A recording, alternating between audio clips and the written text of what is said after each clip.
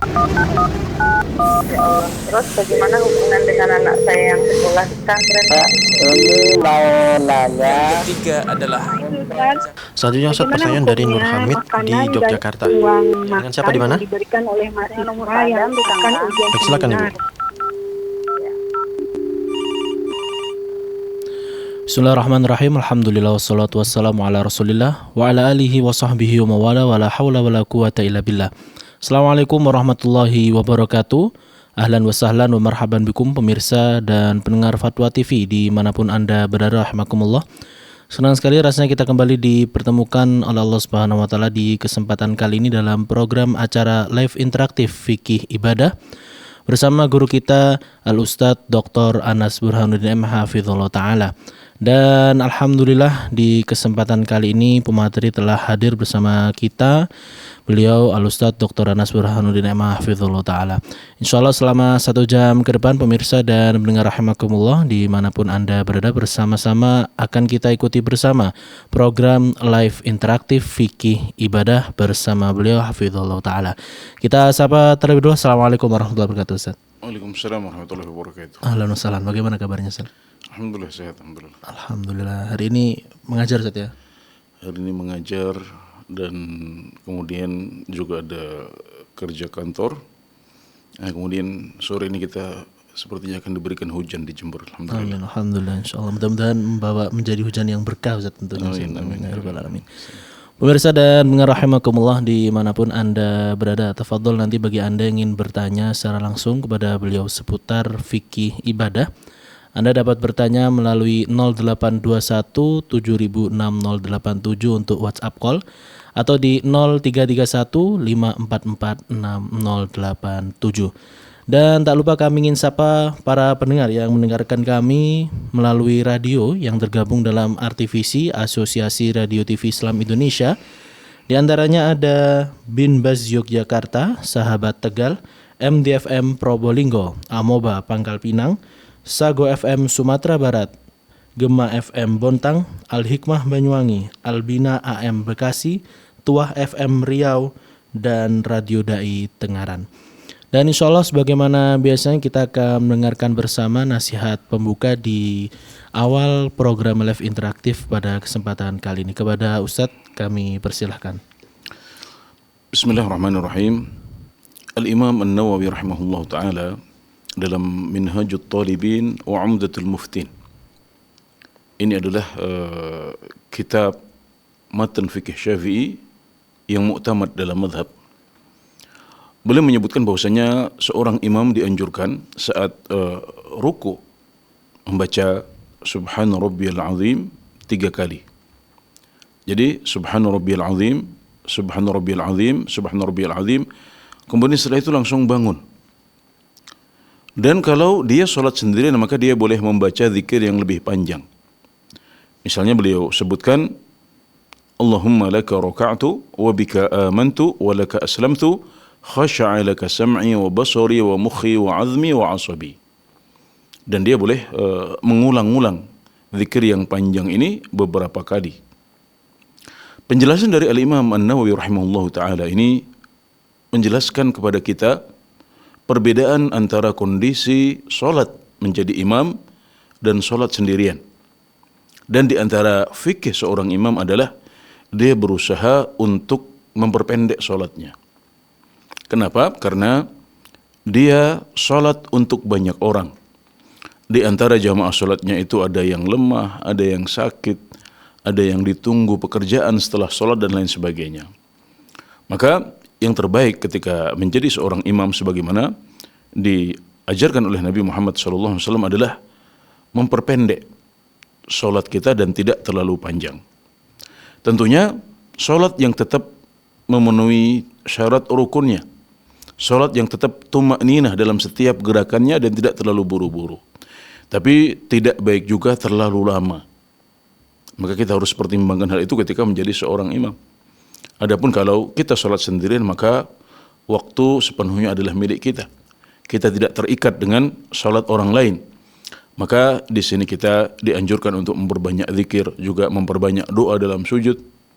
Sehingga solat kita menjadi semakin berpahala di sisi Allah Subhanahu wa taala. Maka hendaknya kita bisa faqih dan bisa membedakan antara dua kondisi ini. Dan saat kita menjadi imam, maka hendaknya kita bisa menyesuaikan diri dan memperpendek solat kita sebagaimana dicontohkan oleh Al-Imam An-Nawawi rahimahullah ta'ala dan juga dianjurkan oleh Nabi Muhammad sallallahu alaihi wasallam. Baik, jazakumullahu khairan katsiran Ustaz atas nasihat pembukanya di kesempatan kali ini yang membahas terkait dengan masalah sholat tentunya Ustaz ya.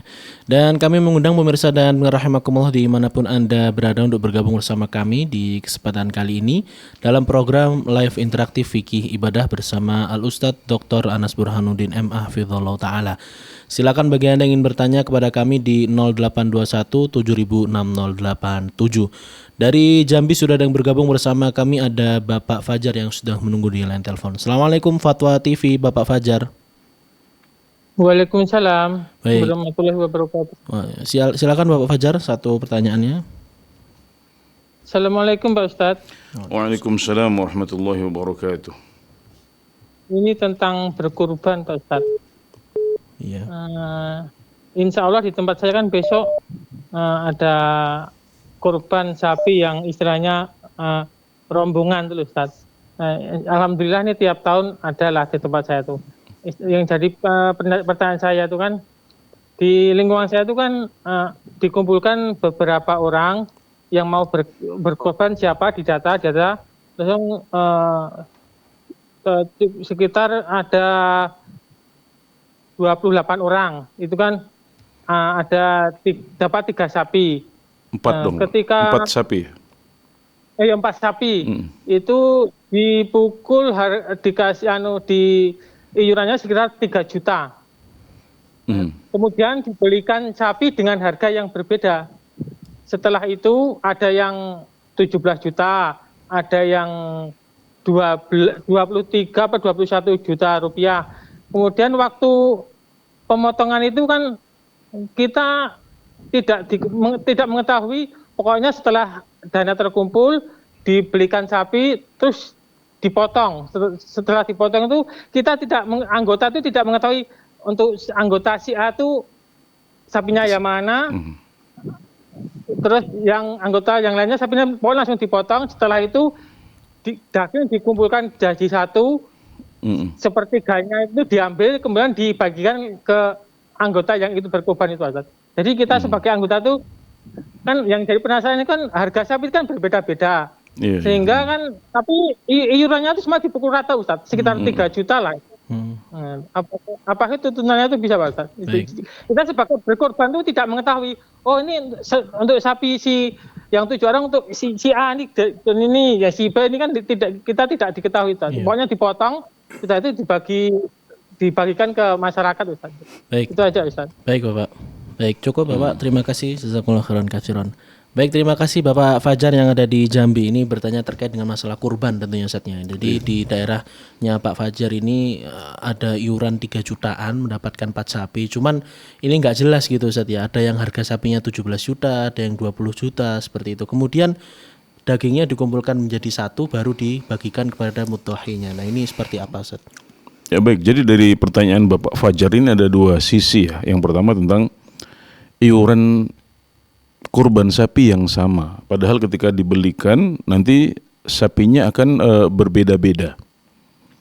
Ya ini adalah salah satu mungkin ya kepraktisan yang dicari oleh panitia. Ya jadi mereka sudah memperhitungkan ya bahwasanya sapi itu harganya fluktuatif ya, tidak sama persis ya. Tidak sama persis, mereka kadang-kadang bisa mendapatkan yang lebih besar, kadang-kadang tidak bisa, sesuai dengan kondisi pasar pada waktu itu. Jadi memang kalau memang perbedaannya tidak terlalu banyak, ya tidak terlalu mencolok. Dalam arti ya sama-sama 3 juta, seharusnya kalau bisa dapat sapi maka itu sapi yang ukurannya tidak terlalu berbeda. Nah kemudian yang kedua adalah sapi yang juga sudah memenuhi syarat umur untuk disembelih. Nah, dalam hal ini adalah sapi yang paling tidak sudah berumur 2 tahun. Ya maka ini hendaknya harus terwujud ya, dan jika sudah terwujud seperti itu, ya insyaallah perbedaan itu tidak banyak ya. Maka kalau dikatakan di sana ada gharar, ya maka itu adalah gharar yang sedikit, ya. Dan gharar yang kecil itu dimaafkan dalam syariat kita, ya, adanya ketidakjelasan, ya, ada gharar tapi tidak banyak, maka ini dimaafkan, ya, sebagaimana para ulama membedakan antara akad yang terjadi pada janin langsung, ya, ketika kita menjual janin sapi yang sedang hamil misalnya. Nah, kalau janin sapi itu dijual sendiri, maka dia adalah dia adalah jual beli yang tidak sah. Tidak boleh, karena janin sapi ini menjadi objek utama jual beli. Maka harus jelas, ya. Sementara ketika kita menjual janin, maka di sana ada gharar. Karena kita tidak tahu apakah janin ini benar-benar ada, apakah laki-laki atau jantan atau betina, apakah nanti akan sehat apa tidak, akan lahir apa tidak, kita tidak tahu. Maka yang seperti itu dilarang. Tapi kalau kita menjual sapi yang hamil beserta janinnya, meskipun dengan tambahan nilai, tambahan harga, misalnya kalau dalam keadaan tidak hamil maka nilainya adalah 20 juta. Kalau dalam keadaan hamil menjadi 25 juta misalnya, ya, maka ini boleh. Kenapa? Karena yang pertama gharornya kecil, ya, gharornya sedikit. Karena kenapa sedikit? Karena dalam hal ini janin menjadi objek transaksi turunan. Jadi objek utama transaksi adalah induknya, yaitu sapi betina yang sedang hamil. Nah, sedangkan janinnya ini ngikut, ya, dia hanya turunan, dia bukan objek utama, maka nilai gharornya menjadi kecil. Nah, maka para ulama membolehkan jual beli yang seperti itu, yaitu ketika janin dijual bersama induknya yang sedang hamil. Nah, maka kemudian para ulama menyebutkan kesimpulan bahwasanya gharar yang dilarang dalam Islam adalah gharar yang besar. Ya, adapun gharar yang kecil yang biasanya saling dimaklumi, ya, oleh para pekurban yang iuran bersama-sama, maka itu insya Allah termasuk kategori gharar yang kecil, ya, dan hendaknya para panitia kurban betul-betul mereka berusaha untuk menunaikan amanat, ya. Jadi kalau memang iurnya sama, ya tentunya kalau terjadi perbedaan maka perbedaannya tidak terlalu besar, ya. Kemudian juga hendaknya memenuhi syarat binatang kurban yang telah disebutkan oleh para fuqaha dalam kitab fikih klasik.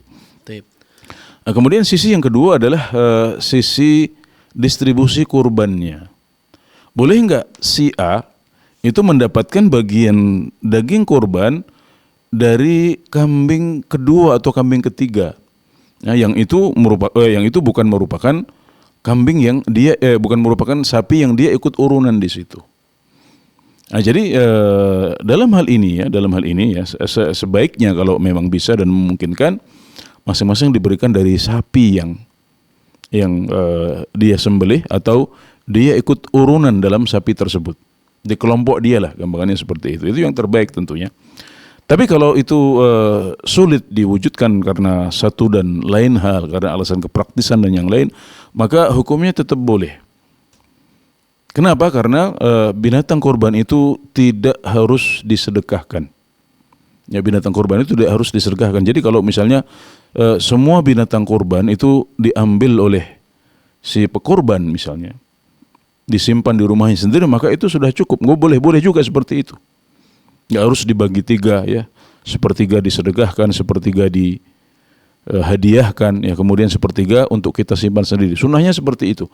Tapi itu tidak wajib, ya. Jadi kalau misalnya semua daging kurban itu disimpan oleh pekurban, atau semua daging kurban itu disedekahkan, dia merasa misalnya tidak butuh atau dia merasa tidak bisa menyimpannya, maka lebih praktis kalau dia bagi saja semuanya. Itu juga boleh seperti itu, ya. Nah, berarti kalau misalnya, ya, ada pekurban yang tidak mendapatkan jatah dari sapinya sendiri yang dia ikut iuran di situ, dalam arti dagingnya itu 100% diberikan kepada orang lain misalnya, nah, maka itu juga sah dan boleh, ya, nggak ada masalah seperti itu. Demikian juga kalau dia kemudian mendapatkan daging dari sapinya orang lain, dari sapi kelompok lain, maka ya itu sah-sah saja karena dia boleh untuk mendapatkan daging dari sapi orang lain atau sapi kelompok lain, ya. Nah, jadi idealnya kalau memungkinkan dia mendapatkan daging dari sapinya sendiri, maka itu yang terbaik, karena sunnahnya, ya, kalau binatang kurban itu dibagi 3 tadi itu. Ada sebagian yang sampai kepada si pekurban sendiri, ada sebagian yang disedekahkan, ada sebagian yang dihadiahkan ya untuk orang-orang yang tidak miskin tapi mungkin untuk handetolan, kolega dan yang lain. Sunnahnya seperti itu. Tapi itu bukan suatu keharusan ya, sehingga boleh-boleh saja ya seorang pekurban mendapatkan jatah daging dari sapi lain yang bukan merupakan kelompoknya. Wallahu taala alam. Baik, jazakumullah khairan katsiran Ustaz atas jawabannya untuk Bapak Fajar yang ada di Jambi ya, dan ini merupakan poin penting tentunya Ustaz untuk seluruh panitia kurban di masjid tentunya Ustaz ya, agar Iya betul, ada beberapa hukum yang harus mereka pahami ya, sehingga jangan sampai salah ya. Baik. Selanjutnya kita bergeser ke Lahat, ada Ummu Syahidah yang sudah menunggu di line telepon. Assalamualaikum Ummu Syahidah, Fatwa TV. Waalaikumsalam warahmatullahi wabarakatuh. Ustazana. Silakan. Bismillah. Assalamualaikum warahmatullahi wabarakatuh. Waalaikumsalam warahmatullahi wabarakatuh. Assalamualaikum warahmatullahi wabarakatuh. Ustazana. Izin bertanya terkait waktu terbaik untuk berdoa. Di sini waktu yang terbaik ketika sholat itu apakah saat sujud, ketika kunut subuh, ketika kunut witir, atau sebelum salam? Baik. Itu Ustazana. Baik. Ya. Kemudian apa yang sahih, yang terbaik bagi semua gitu. Baik, Ibu. Ustazana. Baik, Ibu. Baik. Cukup, Ustazana Ibu. boleh lagi, Ustazana. Iya. Apa saja doa yang dipanjatkan juga ketika kita takziah, Ustazana, karena di tempat anak ini pada saat kita datang takziah masih banyak orang tuh dia langsung baca Yasin gitu kan. Jadi waktu kita pribadi gimana gitu menyikapinya gitu, Ustazana. Baik. Mohon solusinya. Jazakallahu khairan wa barakallahu fikum. Assalamualaikum. Waalaikumsalam warahmatullahi wabarakatuh. Baik, terima kasih Ummu Syahidah yang ada di Lahat ini bertanya terkait dengan masalah berdoa ya Ustaz ya, berdoa ketika beribadah. Nah ini apakah ada posisi yang afdol kiranya, mungkin ketika sujud, ketika kunut, kemudian ketika sebelum salam, dan doa apa yang kiranya bisa dipanjatkan. Kemudian juga bertanya terkait dengan masalah doa ketika takziah Ustaz. Ya baik, doa dalam sholat ya secara umum dan secara global bisa kita katakan sebagai hal yang disyariatkan. Jadi yang dilarang adalah ngobrol dengan sesama manusia.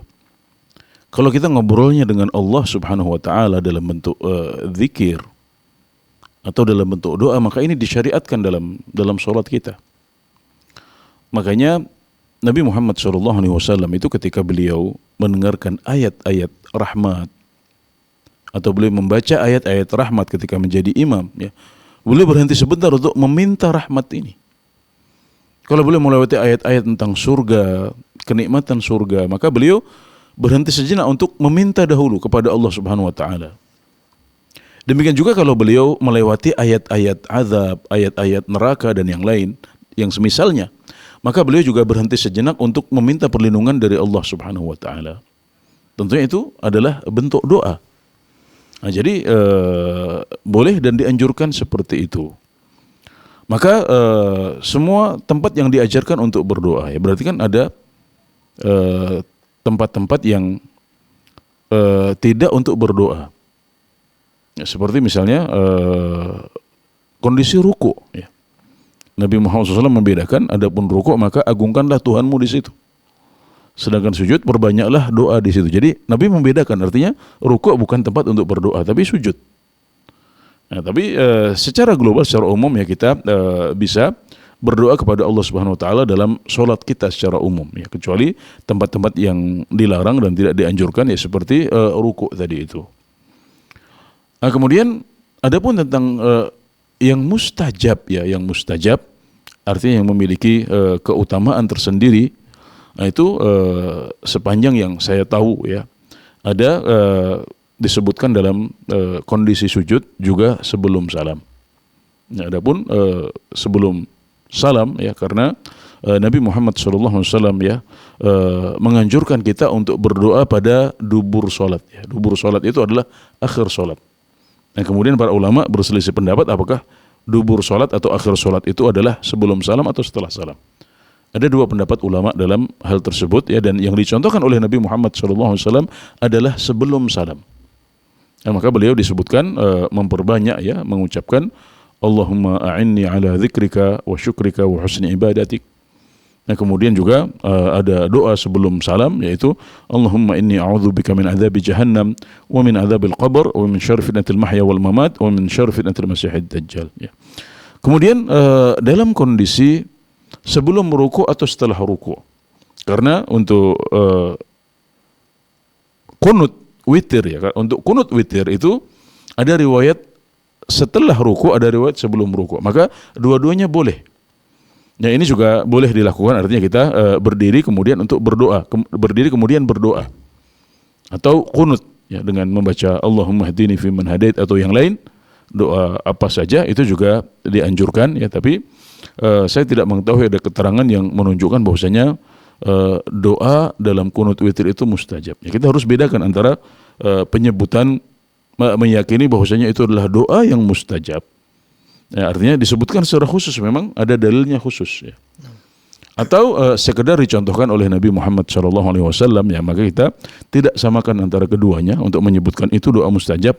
Nah, itu harus berdasarkan dalil ya. Ya, meskipun pada umumnya ya Allah Subhanahu wa taala berfirman, "Ud'uni astajib lakum." Ya, berdoalah kepada kalian maka niscaya aku akan mengabulkannya. Nah, tapi untuk menyebutkan ini adalah titik-titik doa mustajab itu membutuhkan dalil khusus ya. Nah, jadi ada posisi-posisi di mana kita dianjurkan untuk berdoa, dan ada yang secara khusus disebutkan bahwasanya doanya mustajab. Seperti juga dalam salat selain sebelum salam adalah ketika sujud. Ya, di mana Nabi Muhammad SAW bersabda, wa amma sujudu fa akthiru fihi minad du'a faqaminun an yustajaba lakum. Ya, adapun sujud maka perbanyaklah doa di situ, karena doa dalam sujud itu lebih dekat dari pengabulan. Ya, itu sabda Nabi Muhammad SAW seperti itu. Maka berarti ini adalah dalil khusus yang menunjukkan bahwasanya doa ketika sujud adalah doa yang mustajab ya, karena beliau mengatakan faqaminun an yustajaba lakum, maka itu lebih dekat dari pengabulan ya. Satu. Kemudian yang kedua tentang terkait takziah, Ustaz. Ya, baik, untuk takziah ya, maka tujuan dari takziah adalah menghibur ya keluarga mayit. Maka ketika kita takziah maka kita dianjurkan untuk menemui keluarga mayit. Yang wanita ketemu dengan wanita, yang laki-laki ketemu dengan laki-laki ya. Jangan ikhtilat di sana ya. Kemudian disunahkan untuk menghibur mereka. Ya, misalnya mengucapkan inna lillahi wa inna ilaihi raji'un. Ya, ini adalah sebuah tazkir, peringatan bahwasanya kita semuanya milik Allah. Jadi jangan terlalu bersedih. Kita semuanya akan kembali kepada Allah Subhanahu wa taala, dan kita semuanya sedang antri. Ya, kalau sekarang keluarga Anda, maka besoknya saya, Anda dan yang lain juga sedang mengantri menunggu kematian itu. Maka kita ingatkan dengan kata-kata seperti ini, atau kita misalnya mengucapkan ahsanallahu azaakum ya, semoga Allah memperbaiki aza atau takziah kalian ya, semoga kalian bisa terhibur dengan takziah ini. Atau juga mengucapkan apa yang disampaikan oleh Rasulullah SAW ya, ketika mendengar kematian salah seorang sahabat beliau, di mana beliau mengatakan innal aina la tadma ya, wa innal qalba la yahzan wa la naqulu illa ma yurdi rabbana. Sungguh mata air itu mengalir. Sungguh air mata itu mengalir. Sungguh air mata mengalir. Atau mata kita berlinang. Kemudian hati kita sedih, tapi kita tidak boleh mengucapkan kecuali kata-kata yang membuat Tuhan kita ridha. Ya, kemudian beliau juga yang ini tadi beliau ucapkan ketika putra beliau sendiri meninggal, yaitu Ibrahim. Ibrahim meninggal, maka beliau mengucapkan kata-kata ini, radhiyallahu anhu. Ya, kemudian beliau juga pernah mengucapkan inna lillahi ma akhadh wa lahu ma a'ta wa kullu syai'in 'indahu bi ajalin musamma falyasbir wal yahtasib. Ya. Sesungguhnya Allah Subhanahu wa taala, sesungguhnya milik Allah apa yang Dia ambil, dan milik Allah apa yang Dia berikan, dan semua itu sudah ada ajalnya, maka hendaknya kamu sabar dan ihtisab. Ini adalah hiburan untuk keluarga mayit. Kemudian kita juga disunahkan ya untuk mendoakan ya mayit selama takziah tersebut ya. Ini adalah cara takziah yang dicontohkan oleh Nabi Muhammad SAW. Kemudian di antara sunnahnya juga adalah menyolatkan mayit ketika sudah tiba waktunya dan juga mengantarkan jenazah. Nah, ini adalah beberapa sunnah yang dianjurkan oleh Nabi Muhammad SAW. Dan kalau kita bisa terlibat ya dalam memandikan jenazah, maka lebih baik lagi. Jadi silahkan ya ambil hal apa saja yang bisa kita teladani dari apa yang dicontohkan oleh Nabi Muhammad SAW ketika beliau bertakziah kepada orang lain. Barakallahu fiik. Fikum barakallah. Jazakumullah khairan katsiran Ustaz atas jawabannya untuk musyahidah yang ada di Lahat. Baik pemirsa dan pendengar rahimakumullah dimanapun Anda berada, masih dalam program live interaktif Fikih Ibadah bersama Al-Ustaz Dr. Anas Burhanuddin MA Hafizahullah Ta'ala. Dari Lahat kita bergeser ke Lampung, ada Ibu Aryani yang sudah menunggu di line telepon. Assalamualaikum Fatwa TV, Ibu Aryani. Ya, waalaikumsalam. Baik, silakan Ibu, satu pertanyaannya. Itu Ustaz, saya mau nanya, gimana ya Ustaz biar kita itu jadi ahli surga gitu? Soalnya saya itu jarang sholat, terus sama orang tua juga bantah gitu, apakah bisa masuk surga kalau durhaka sama ibu. Terus 2 pertanyaan Ustaz, seneng ngumbar-ngumbar rambut tuh bagaimana ya Ustaz? Saya sering nggak pakai jilbab gitu ya. Udah gitu aja. Baik, terima kasih Bu Aryani yang ada di Lampung. Jazakillah khairan untuk pertanyaannya. Yang bertanya terkait dengan masalah sholat ya. Ini bagaimana kalau kita sering meninggalkan sholat, terus kemudian sering membentak orang tua ya, dan juga sering mengumbar aurat. Bagaimana Ustaz? Ya baik, pertama ya saya mendoakan ya Ibu Aryani untuk semakin mendekat kepada Allah Subhanahu wa taala ya, semakin peduli dengan urusan akhirat dan nanti akhirnya ya bisa masuk ke surga yang menjadi cita-cita setiap muslim dan muslimah ya. Baik, barangkali Ibu Aryani masih merasa ada banyak yang kurang di sana sini saat ini ya. Tapi bertanyanya Ibu melalui line telepon ini insyaallah menunjukkan kebaikan yang ada pada Ibu. Ya, dan dahulu ya Nabi Muhammad SAW ya sebagian sahabat bercerita kepada beliau ya tentang dosa-dosa mereka, atau boleh mengetahui dari sahabat ini boleh bahwasanya sahabat ini masih punya banyak dosa kepada Allah Subhanahu wa taala. Tapi beliau mengatakan tentang sahabat ini bahwasanya dia mencintai Allah dan Rasulnya. Nah, jadi di kasat mata orang ya dia masih melakukan dosa-dosa kepada Allah Subhanahu wa taala, tapi ternyata Nabi Muhammad SAW mengatakan sahabat tersebut termasuk sahabat yang mencintai Allah dan Rasulnya. Nah, maka saya berharap juga demikian ya.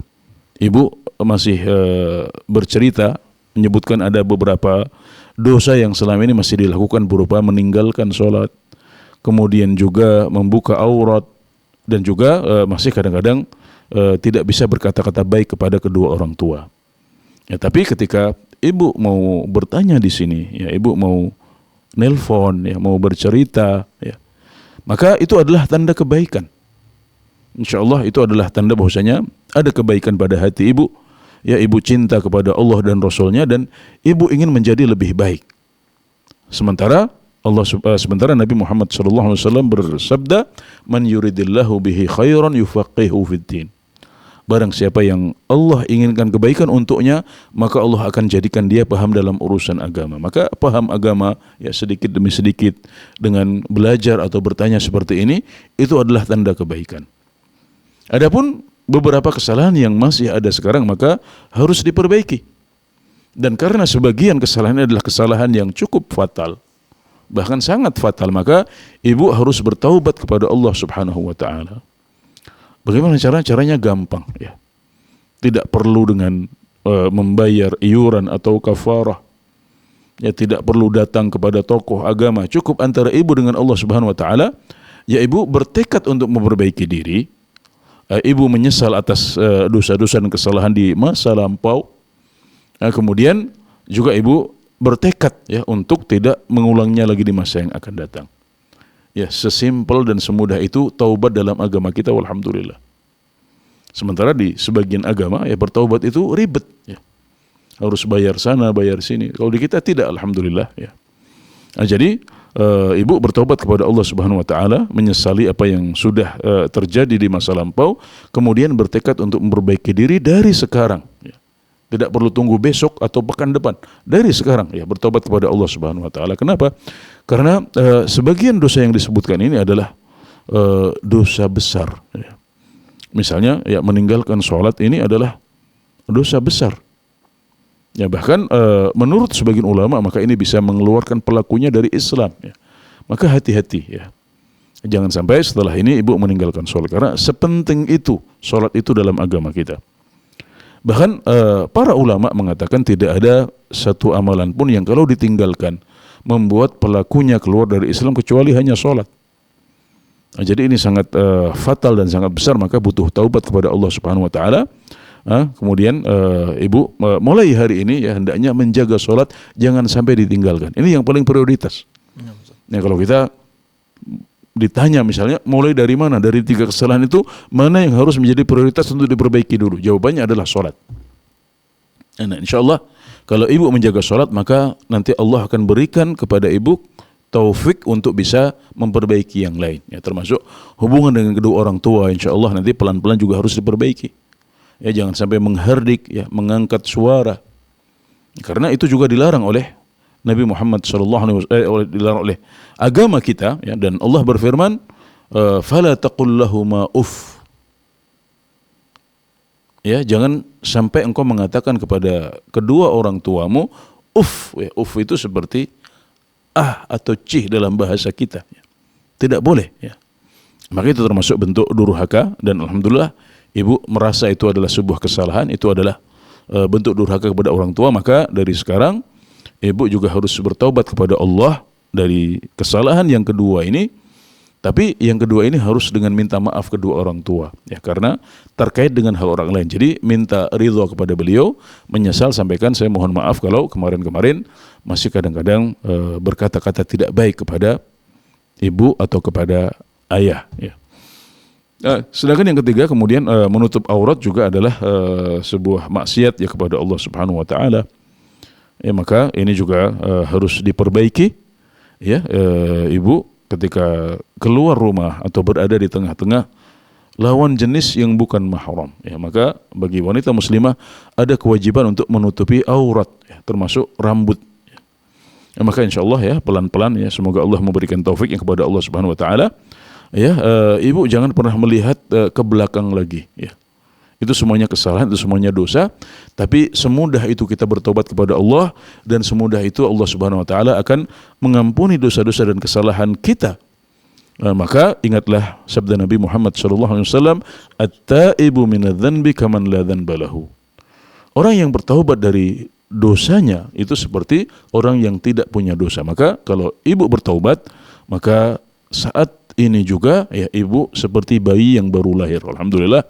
Kemudian bukalah lembaran baru bersama Allah Subhanahu wa taala, ya, dalam menuju Allah Subhanahu wa taala, dan insyaallah kesalahan-kesalahan lama dianggap sudah lebur dan habis oleh Allah Subhanahu wa taala. Walhamdulillah. Baik, Ustaz, jazakumullah khairan katsiran untuk jawabannya atas pertanyaan dari Ibu Aryani yang ada di Lampung. Pemirsa dan pendengar Fatwa TV, kita bergeser ke Solo. Ada Bapak Bustanuddin yang sudah menunggu di line telepon. Assalamualaikum Fatwa TV. Waalaikumsalam warahmatullahi wabarakatuh. Silakan Bapak, satu pertanyaannya. Begini Ustaz, ada zikir-zikir yang diajarkan Nabi kepada khusus anak beliau Siti Fatimah, yaitu yang terjadi sebelum tidur Ustaz. Yaitu baca subhanallah 33 kali, alhamdulillah 33 kali, Allahu akbar 33 kali. Ini khusus untuk anak beliau atau boleh kita juga mengamalkan? Baik. Kalau boleh kita mengamalkan, apakah kita boleh satukan dengan zikir sebelum tidur kita? Baik. Kemudian juga yang kedua, yang seterusnya zikir pagi. Beliau mengajarkan kepada istri beliau, apakah yaitu subhanallah wa bihamdi, adada khalqi wa rida nafsi wa zinata arsi wa terusnya Ustaz. Ini kah khusus untuk beliau atau boleh juga kita amalkan, kita satukan bacanya dengan zikir pagi? Baik Bapak. Nanti selanjutnya Ustaz ada lagi masalah kematian Ustaz. Masalah kematian, menjelang kematian, mau dekat kematian, kata orang nih Ustaz, bukan kata dalil ini. Kalau kita gosok-gosokkan tangan, telapak tangan ke kulit kita, telinga kita tidak mendengar lagi, itu tanda kematian. Yang kedua, kalau rambut kita digesek-gesek dan juga kedengaran. Yang ketiga, kalau mata kita sudah tidak bisa melihat hidung kita lagi, itu juga tanda kematian. Kalau kita yakini ini apakah termasuk syirik atau boleh Ustaz, atau bagaimana hukumnya? Terima kasih atas jawaban Ustaz. Kami ucapkan terima kasih. Assalamualaikum warahmatullahi wabarakatuh. Waalaikumsalam warahmatullahi wabarakatuh. Terima kasih Bapak Bustanuddin yang ada di Solo. Ini bertanya terkait dengan zikir sebelum tidur Ustaz ya, yang diajarkan kepada Siti Fatimah. Apakah ini bisa digabungkan dengan zikir sebelum tidur dan boleh dibacakan? Kemudian juga terkait dengan zikir pagi Ustaz ya, yang telah diajarkan, dan juga masalah tanda-tanda kematian. Ya, pada dasarnya apa yang disampaikan oleh Nabi Muhammad SAW atau apa yang beliau contohkan dengan perbuatan beliau, maka ajaran tersebut berlaku untuk umat Islam semuanya. Jadi pada dasarnya apa yang disampaikan oleh Nabi Muhammad SAW berupa perkataan, ataupun apa yang beliau contohkan berupa perbuatan. Bahkan yang ketiga adalah apa yang beliau diamkan. Beliau melihat sesuatu kemudian beliau diam dan tidak mengingkari. Itu namanya takrir ya, mendiamkan berarti boleh. Nah, maka 3 jenis sunnah ini pada dasarnya berlaku untuk semua umat Islam dan tidak khusus untuk Nabi Muhammad SAW atau khusus putra beliau atau putri beliau atau istri beliau, kecuali kalau ada dalil yang mengkhususkan. Nah, jadi pada dasarnya itu semuanya berlaku untuk umat Islam tanpa pandang bulu, tanpa melihat garis nasab, tanpa melihat termasuk ahlul bait atau bukan. Nah, jadi semuanya berlaku untuk semua umat Islam kecuali jika ada dalil yang mengkhususkannya. Ya, misalnya ketika Nabi Muhammad SAW ya menikah lebih dari 4 wanita, beliau punya 4 istri dalam beliau punya lebih dari 4 istri dalam satu waktu. Maka itu adalah khusus untuk Nabi Muhammad SAW. Jadi selagi tidak ada dalil yang mengkhususkan, maka berarti semua yang beliau ajarkan berlaku untuk kita semuanya. Maka apa yang beliau ajarkan ketika seorang hendak tidur? Ya, beliau mengajarkan kepada Fatimah bahwasanya kalau dibaca Subhanallah 33 kali, Alhamdulillah 33 kali, Allahu Akbar 33 kali sebelum tidur, maka itu lebih baik daripada seorang pembantu. Artinya dengan begitu kita akan ditolong oleh Allah Subhanahu wa taala untuk bisa menyelesaikan tugas-tugas rumah tangga kita. Nah, berarti ini jangan dipahami khusus untuk Fatimah. Juga ketika Nabi Muhammad SAW ya mengajarkan suatu zikir pagi atau zikir sore kepada istri beliau, maka itu juga tidak khusus untuk istri beliau, tapi berlaku untuk umat Islam semuanya. Maka kemudian ya para ulama menyebutkan zikir yang diajarkan kepada Fatimah dalam buku-buku zikir yang berlaku untuk umat Islam. Demikian juga zikir pagi juga termaktub di dalamnya zikir yang diajarkan oleh Nabi Muhammad SAW kepada sebagian istri beliau. Ya. Ini menunjukkan bahwasanya para ulama memahami bahwasanya zikir-zikir tersebut tidak khusus untuk putri atau istri Rasulullah SAW. Maka kita dianjurkan untuk mengikuti dan membacanya juga. Nah, kemudian untuk yang sebelum tidur, ya, maka itu boleh digabungkan dengan zikir sebelum tidur yang lain. Silahkan digabungkan, tidak apa-apa karena waktunya sama. Ya. Nabi mengajarkan ya dibaca ketika sebelum tidur. Artinya ketika kita sudah di kasur ya, di kamar tidur atau di ranjang, kita bisa membaca zikir tersebut baru kemudian tidur. Ya. Baik, ini yang pertama dan yang kedua. Tapi yang terakhir terkait masalah tanda-tanda kematian, Ustaz. Katanya kalau sudah digosok-gosok kemudian tidak bisa mendengarkan itu. Ya baik, tanda-tanda kematian seperti ini ya butuh untuk ditanyakan kepada para ahlinya. Ya. Saya tidak tahu apakah benar ada tanda-tanda seperti itu, tapi kita melihat bahwasanya tidak semua orang yang akan meninggal seperti itu. Ya, ada sebagian orang yang tidak punya tanda-tanda sama sekali, tidak mengalami tanda-tanda seperti itu sama sekali, tapi kemudian dia meninggal ya karena kecelakaan atau di medan perang atau yang lain sebagainya. Ya. Maka tentunya catatan pertama untuk tanda-tanda yang disebutkan adalah bahwasanya tidak semua orang seperti itu. Ya. Ada yang meninggalnya mendadak tanpa ada tanda-tanda sama sekali. Ya. Bahkan Nabi menyebutkan ada mautul fuj'ah ya. Banyaknya kematian mendadak itu adalah tanda mendekatnya hari kiamat. Maka kita tidak boleh meyakini sesuatu kecuali kalau punya dua dasar atau punya salah satu dari dua dasar. Yang pertama adalah dasar syar'i, dasar agama atau landasan agama berupa ayat atau hadis atau penjelasan para ulama berdasarkan ayat dan hadis. Kita boleh meyakini.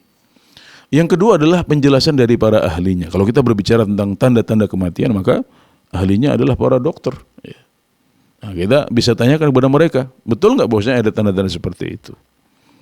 Nah, yang disebutkan oleh para ulama ya, tanda-tanda kematian itu mereka menyebutkan ya beberapa tanda ya, seperti matinya batang otak ya, seperti itu. Nah, itu adalah tanda setelah mati, bukan tanda sebelum mati. Ya, maka kalau kita tidak mendapati dua landasan ini atau salah satu dari dua landasan ini, ya, maka berarti kita tidak boleh meyakininya sebagai suatu bagian dari Islam atau sebagai suatu bagian dari kebenaran. Dan kalau kita meyakininya, maka itu bisa menjadi khurafat yang tidak ada landasannya dan dahulu diperangi ya oleh para ulama kita. Ya, maka kita harus ilmiah ya, kalau ingin meyakini sesuatu harus ada landasannya yang kuat. Kalau tidak ada landasannya maka tidak perlu kita yakini dan kita tinggalkan saja, karena itu akan menjadi khurafat yang kemudian berkembang menjadi takhayul ya, dan kemudian berdampak negatif pada ibadah-ibadah kita. Baik, jazakumullah khairan katsiran atas jawaban dari pertanyaan Bapak Bustanuddin yang ada di Solok. Selanjutnya kita bergeser ke Pariaman. Ada Bapak Rusdi yang sudah menunggu. Assalamualaikum Fatwa TV, Bapak Rusdi. Ya, waalaikumsalam Ustaz. Baik, silakan Bapak, satu pertanyaannya. Ya, Assalamualaikum Ustaz. Waalaikumsalam warahmatullahi wabarakatuh. Saya tanya tentang satu aja nih Ustaz, tentang sujud sajadah di dalam sholat, terutama sholat subuh. Baik. Iya.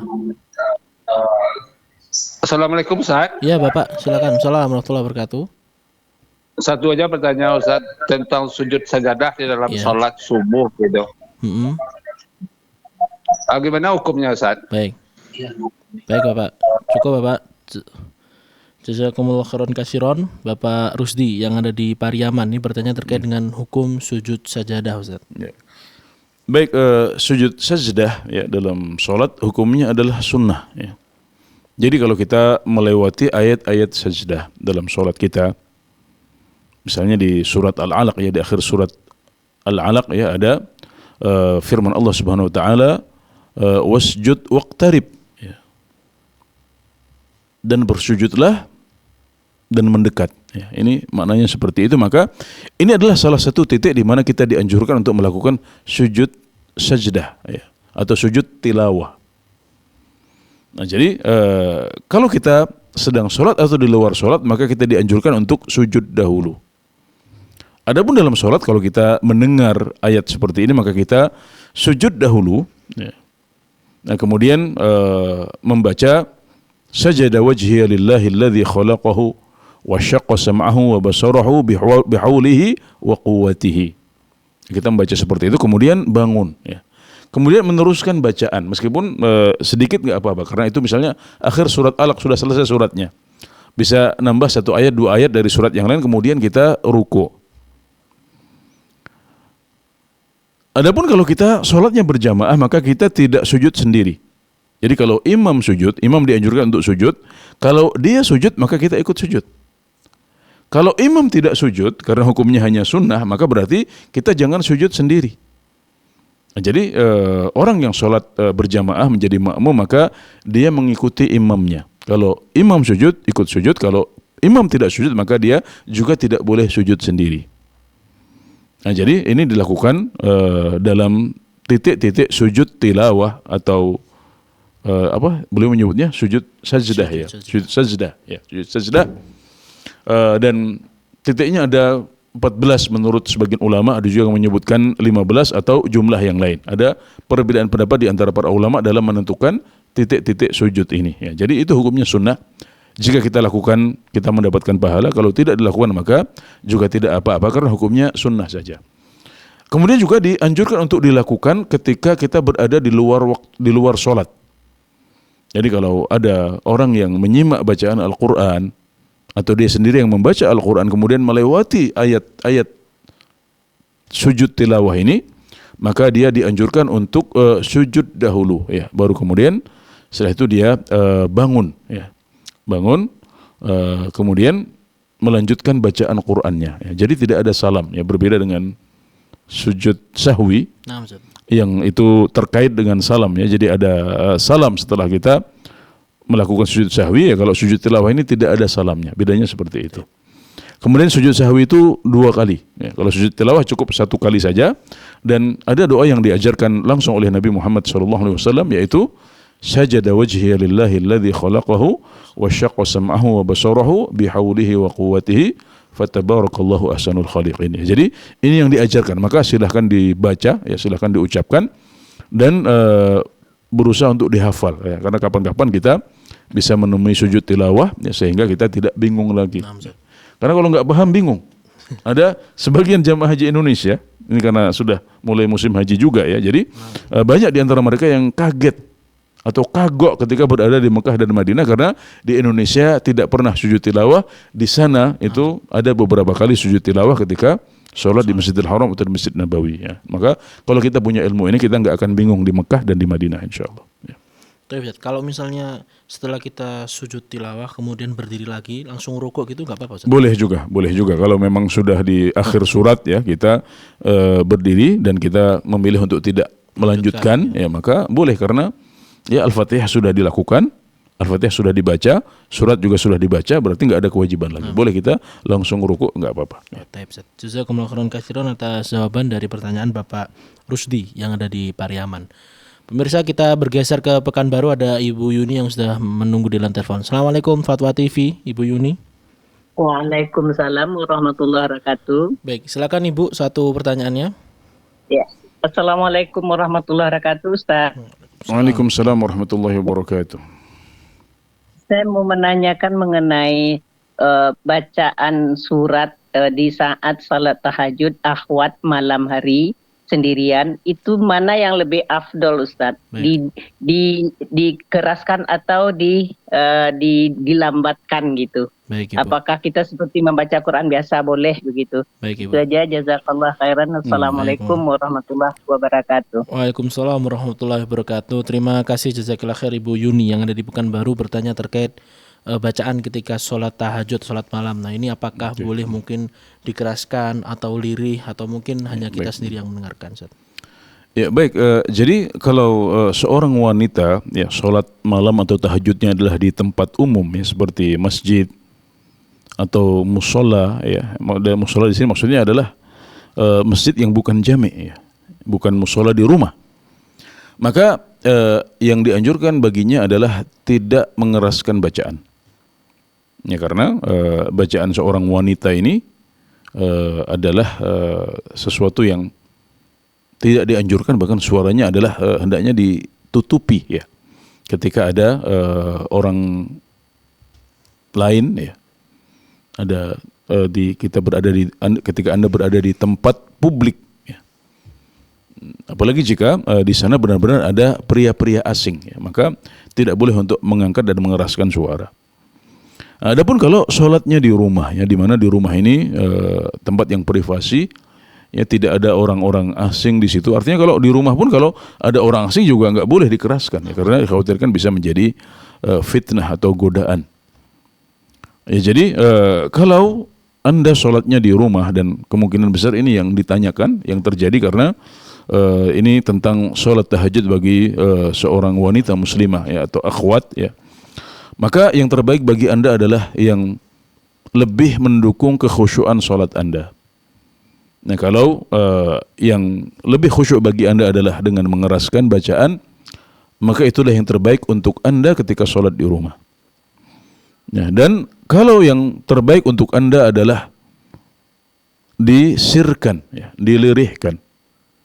Kalau itu yang lebih membuat khusyuk, mendukung khusyuk, maka itu yang harus dilakukan. Karena sebagian orang justru ketika membaca dengan keras maka dia tidak bisa khusyuk. Nah, sebaliknya sebagian orang ketika dia membaca dengan dikeraskan maka dia merasa lebih khusyuk di situ. Maka itulah yang lebih baik untuknya karena khusyuk adalah ruhnya salat ya. Bahkan sebagian orang menyebutkan bahwasanya keutamaan khusyuk itu didahulukan di atas keutamaan salat yang lain, bahkan termasuk di saf depan dan lain sebagainya ya. Jadi yang terbaik bagi Anda ketika di rumah adalah bacaan yang membuat Anda lebih khusyuk. Barakallahu fiik. Fikum barakallahu, jazakumullah khairan katsiran atas jawaban dari pertanyaan Ibu Yuni yang di Pekanbaru bertanya terkait masalah salat malamnya akhwat, apakah ini boleh disuarakan atau hanya dibaca lirih. Pemirsa dan rahimakumullah dimanapun Anda berada, ada penelpon satu lagi yang masih bergabung bersama kami, ada Bapak hamba Allah, Pak Saman. Baik, Sumatera Barat. Assalamualaikum Fatwa TV. Halo. Halo. Ya, silakan Bapak. Ini mau tanya Ustaz. Ya. Soal sholat. Dan kita dikhawatirkan tidak baik orang itu. Kita boleh hukum imam atau tidak. Baik, mohon diulang Bapak. Imamnya dikhawatirkan imam itu. Anak itu enggak beres. Ada anak boleh kita ngikuti. Ada anak tidak sholat. Iya. Ya. Apa boleh kita ngikut imamnya itu atau enggak? Oh baik, baik Bapak. Ada anak yang tidak sholat, apakah boleh kita memukulnya seperti itu Bapak ya? Baik, baik. Terima kasih Bapak hamba Allah yang ada di Pasiman. Silakan Ustaz. Ya baik. Nabi Muhammad SAW pernah bersabda, "Muru awladakum bis-shalah wa hum abna'u sab'in, wadribuhum 'alaiha wa hum abna'u 'ashrin." Ya, perintahkan anak-anak kalian untuk salat dan pukullah mereka kalau mereka belum salat saat umurnya 10 tahun. Sekali lagi, perintahkan anak-anak kalian untuk salat ketika umur mereka sudah 7 tahun. Dan pukullah mereka kalau mereka belum sholat saat umurnya sudah 10 tahun. Nah, jadi saking pentingnya kedudukan sholat dalam Islam yang merupakan rukun Islam yang paling penting setelah syahadat. Kemudian juga merupakan amalan yang akan dihisab untuk pertama kali. Dan satu-satunya amalan yang membuat pelakunya kafir kalau meninggalkannya menurut sebagian ulama adalah sholat. Maka setiap muslim harus memperhatikan sholatnya. Dan agar keluarga kita bisa menjaga sholat mereka, maka perlu adanya pendidikan di rumah. Mereka perlu dibiasakan, diajak ke masjid, dikenalkan dengan orang-orang soleh, dibiasakan untuk ikut sholat jamaah. Agar iman tumbuh pelan-pelan di hati mereka. Agar pengagungan sholat juga tumbuh pelan-pelan di hati mereka. Maka Nabi Muhammad SAW memerintahkan kita untuk memerintahkan sholat kepada anak-anak kita saat mereka masih 7 tahun. Sudah kita ajarkan, kita perintahkan, kita ajak ke masjid. Bahkan Nabi juga membolehkan kita untuk memukul mereka saat umur mereka sudah 10 tahun tapi belum mau sholat. Padahal 10 tahun itu biasanya belum pada balik anak-anak di situ. Kecuali mungkin yang perempuan mungkin sudah ada yang balik di umur segitu. Maka kalau sudah balik berarti sudah menjadi kewajiban. Nah ini umur 10 tahun kemungkinan besar masih belum balik, tapi Nabi membolehkan kita untuk memukul mereka. Tapi ingat, pukulan yang tidak melukai. Ya, pukulan yang sekedar cukup ya untuk membuat mereka paham bahwasanya meninggalkan sholat itu tidak boleh. Sholat itu sangat penting kedudukannya dalam Islam. Ya. Maka itu diharapkan bisa nanti memperbaiki kondisi iman mereka dan membuat mereka bisa peduli dengan sholat dan mengagungkan sholat untuk kemudian tidak pernah meninggalkannya. Ya, tapi tentunya kita sedang berdakwah, kita sedang mendidik mereka, yang namanya hidayah itu dari Allah Subhanahu wa taala. Tapi memukul mereka dengan pukulan yang tidak melukai, ya ini termasuk wasilah atau sarana dakwah dan pendidikan yang dibolehkan langsung oleh Nabi Muhammad SAW. Jadi silahkan dipukul, tapi iringi dengan nasihat, iringi juga dengan teladan dari orang tua. Kemudian juga iringi dengan doa kepada Allah Subhanahu wa taala agar mereka tumbuh menjadi anak-anak yang soleh dan solehah. Maka insya Allah kita akan bisa mendapatkan hasil yang manis dan baik untuk upaya dakwah dan pendidikan di rumah tersebut. Barakallahu fiikum. Semoga Allah memberikan taufiknya kepada Bapak hamba Allah di Pasaman. Baik.